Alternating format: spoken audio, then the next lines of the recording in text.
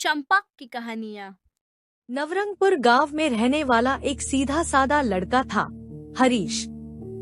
वह खेतों में अपने पिता का हाथ बंटाता था, लेकिन एक बात उसे हर बार परेशान करती थी। गांव के कई बच्चे उसका मजाक उड़ाते थे। जब भी हरीश खेत में हल चलाता या कटाई में मदद करता, बच्चे हंसकर कहते, अरे हरीश, तू तो हमेशा काम में लगा रहता है, खेलना भूल गया क्या? हरीश बस मुस्कुरा देता और कहता, काम करने से ही घर चलता है और मेहनत से ही जीवन मीठा बनता है।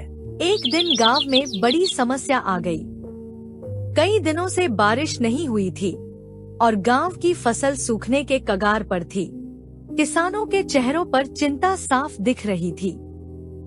सब सोच रहे थे, गोदाम खाली, फसल बर्बाद, अब क्या होगा? इसी बीच हरीश चुपचाप एक योजना बना रहा था। उसे याद था कि उसके दादा ने कभी गांव के किनारे एक पुराना कुएं का जिक्र किया था जो मिट्टी से भर चुका था।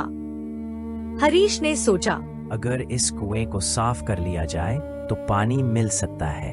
अगली सुबह हरीश फावड़ा लेकर पुरानी जगह पहुंचा। उसने खुद ही मिट्टी हटाना शुरू किया। जल्द ही 2 ग्रामीण वहां आए।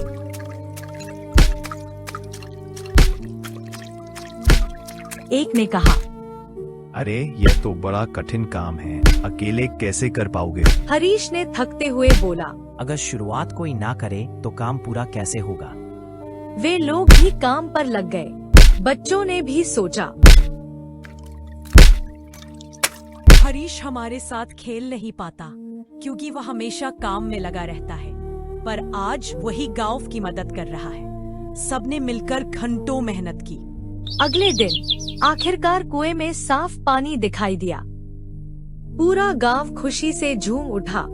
मुखिया ने कहा, ये पानी सिर्फ कुएं से नहीं निकला, ये हरीश की मेहनत से निकला है। जिसने काम की अहमियत समझी, वही आज गांव को बचा गया।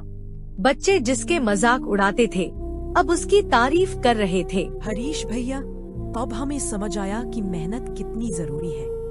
आपने ही हमें सिखाया कि काम कभी छोटा नहीं होता। हरीश मुस्कुराते हुए बोला, अगर हम मेहनत करेंगे तो फल जरूर मिलेगा, कभी देर से पर मीठा जरूर। इस कहानी से हमें यह सीख मिलती है कि मेहनत का जल कभी सूखता नहीं और जो काम करता है वही जीवन को सुंदर बनाता है।